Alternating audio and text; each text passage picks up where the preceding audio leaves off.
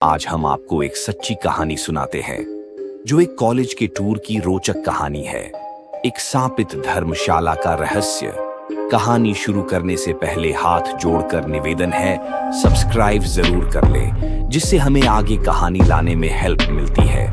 कहानी शुरू करते हैं। दिल्ली यूनिवर्सिटी के 15 स्टूडेंट्स और उनके 2 प्रोफेसर एक एजुकेशनल टूर पर निकले थे। इस टूर का मुख्य उद्देश्य उत्तराखंड के एक ऐतिहासिक किले और प्राचीन मंदिरों को देखने का था। सभी छात्र इस यात्रा को लेकर बहुत उत्साहित थे। उन्होंने अपनी तैयारी पहले से कर ली थी और पहाड़ी इलाकों में घूमने के लिए जरूरी सामान भी पैक कर लिया था। बस में बैठते ही सभी ने मजाक मस्ती शुरू कर दी। कोई गाने गा रहा था, कोई चुटकुले सुना रहा था, तो कोई पहाड़ों की सुंदरता को निहार रहा था। लेकिन किसी को अंदाजा नहीं था कि यह यात्रा उनके जीवन का सबसे डरावना अनुभव बनने वाला है। पूरा दिन यात्रा करके पहाड़ों के बीच पहुंचने पर सबने एक धर्मशाला में रुकने का फैसला किया। इसलिए प्रोफेसर ने धर्मशाला जल्दी पहुंचने के लिए कहा। रात के करीब 8 बजे थे। बस घने जंगलों के बीच से गुजर रही थी। चारों तरफ अंधेरा था, केवल बस की हेडलाइट्स ही रास्ते को रोशन कर रही थी। अचानक बस ड्राइवर ने ब्रेक मारा और सभी चौंक गए। अरे क्या हुआ? प्रोफेसर मिश्रा ने पूछा। ड्राइवर ने खिड़की से बाहर झांकते हुए कहा, सर, रास्ता काफी संकरा है और आगे धर्मशाला बहुत दूर है। कोई दुर्घटना ना हो, इससे अच्छा है यहाँ पास में एक पुरानी धर्मशाला है। अगर आप चाहें तो रात वहीं बिता सकते हैं। कुछ छात्रों को यह विचार पसंद नहीं आया, लेकिन देर रात का समय होने की वजह से सभी ने मजबूरी में धर्मशाला में ठहरने का फैसला किया। धर्मशाला बहुत पुरानी थी। उसकी दीवारों पर दरारें थीं और छत से जाले लटके हुए थे। अंदर एक बूढ़ा चौकीदार बैठा था, जिसने छात्रों को देखकर कहा, आप लोग यहाँ रुक सकते हैं, ये जगह अच्छी है। हमें आपकी सेवा करके खुशी मिलेगी। प्रोफेसर मिश्रा ने हंसते हुए जवाब दिया, अरे बाबा, हमें बस एक रात के लिए ठहरना है, कल सुबह हम चले जाएंगे। चौकीदार ने एक गहरी सांस ली और बुदबुदाया, जैसा आप ठीक समझें, लेकिन रात के 12 बजे के बाद अपने कमरों से बाहर मत निकलना। छात्रों ने इसे एक मजाक समझा और अपने अपने कमरे में चले गए। धर्मशाला के अंदरूनी हिस्से में एक लंबा गलियारा था, जिसके दोनों ओर कमरे थे।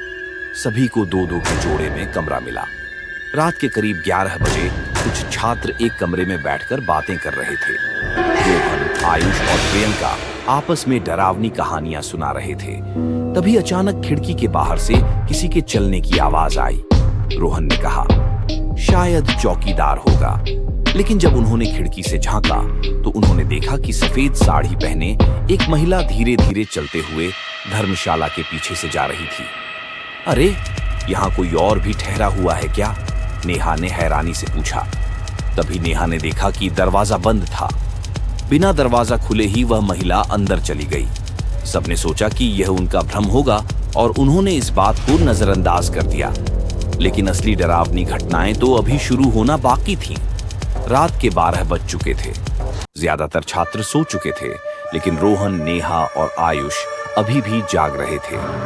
आपस में बातें कर रहे थे। तभी उन्हें लगा कि किसी ने उनके दरवाजे पर दस्तक दी।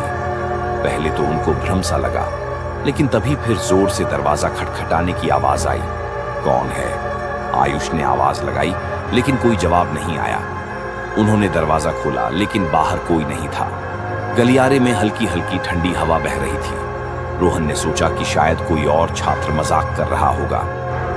कुछ ही देर बाद नेहा बाथरूम गई। जैसे ही उसने शीशे में देखा, उसे अपनी परछाई के पीछे एक काली आकृति खड़ी दिखी। उसका दिल तेजी से धड़कने लगा। उसने जल्दी से मुड़कर देखा, लेकिन वहां कोई नहीं था। ये मेरा भ्रम होगा, उसने खुद को समझाया, लेकिन वह घबराई हुई थी। वापस आकर नेहा ने दोस्तों को बताया। रोहन ने हंसते हुए बोला, तुम लड़कियों को परछाई से भी डर लगता है। इसी दौरान ऊपर की मंजिल से किसी के दौड़ने की आवाज आने लगी। अब उन दोनों को भी कुछ शक होने लगा कि कोई तो जरूर है। ये सुनकर रोहन और आयुष ऊपर जाकर देखने का फैसला किया, लेकिन वहां कोई नहीं था, सिर्फ एक बंद कमरा था। तभी दोनों वापस आकर चौकीदार से पूछा, ऊपर का कमरा किसका है? चौकीदार का चेहरा डर से सफेद पड़ गया। उसने कहा, ये कमरा सालों से बंद है, इसमें कोई नहीं रहता। मैंने आपको पहले ही मना किया था कि रात 12 बजे अपने कमरे से बाहर मत निकलना। फिर दोनों ने वापस अपने कमरे में चले गए। इसी बीच छत के ऊपर फिर किसी के रोने की आवाज सुनाई दी। रोहन और आयुष ने अब निश्चय कर लिया कि कुछ भी हो हम ऊपर चलकर फिर देखेंगे। नेह ने दोनों को मना भी किया, लेकिन उन्होंने जाकर रहस्य का पता लगाना जरूरी समझा। दोनों धीरे धीरे सीढ़ियों से ऊपर गए, लेकिन वहां कोई नहीं था। तभी उस कमरे में किसी के होने का एहसास हुआ। रोहन ने आगे बढ़कर जैसे दरवाजे को खोलना चाहा, वह खुद ही खुल गया।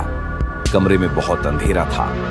आयुष अपनी मोबाइल की लाइट जलाकर जैसे ही कमरे के अंदर देखा, वही महिला अंदर एक कोने में बैठी रो रही थी, जो पीछे के दरवाजे से अंदर आई थी। रोहन ने पूछा, कौन हो तुम? इतने अंधेरे कमरे में बैठकर यहाँ क्यों रो रही हो? उस महिला ने कोई जवाब नहीं दिया। तभी दोनों ने आगे बढ़कर उसके चेहरे पर जैसे ही लाइट जलाई, दोनों की चीखें निकल गई। उस औरत ने जैसे अपना चेहरा ऊपर किया, मानो दोनों के प्राण निकल जाते। उस महिला की इतनी भयानक चेहरा था जैसे किसी ने आधा जला दिया हो। अंधेरे में आंखें लाल अंगारे की तरह चमक उठी।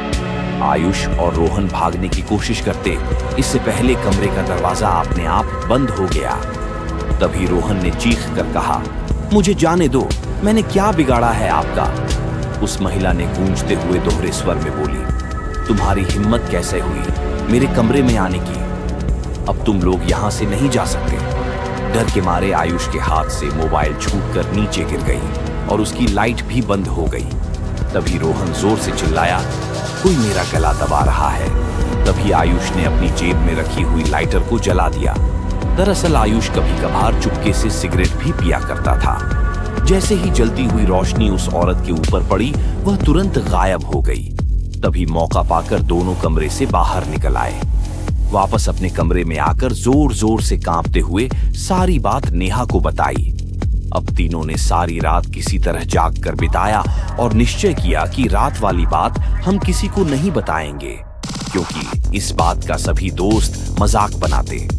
सुबह होते ही सभी छात्रों ने फैसला किया कि वे यहाँ से जल्दी निकल जाएंगे। जब वे दूसरे गांव के पास पहुंचे तो एक बुजुर्ग व्यक्ति ने उनसे पूछा, तुम लोग रात धर्मशाला में रुके थे क्या? हाँ, प्रोफेसर मिश्रा ने कहा, पर वह जगह बहुत अजीब थी, वहां कुछ न कुछ गड़बड़ थी। बुजुर्ग व्यक्ति ने गहरी सांस लेते हुए कहा, वह धर्मशाला पहले एक हवेली थी। वहां एक महिला को उसके ही परिवार ने जिंदा जला दिया था। कहा जाता है कि उसकी आत्मा अब भी वहां भटकती है। छात्रों ने एक दूसरे की ओर देखा। अब उन्हें समझ आ चुका था कि जो कुछ भी रात में हुआ था, वह सिर्फ उनका भ्रम नहीं था। वे सही सलामत बचकर निकल आए थे, लेकिन यह टूर उनकी जिंदगी का सबसे खौफनाक अनुभव बन चुका था। क्या आप भी कभी ऐसी जगह गए हैं जहां कुछ अनदेखी शक्तियां मौजूद थीं?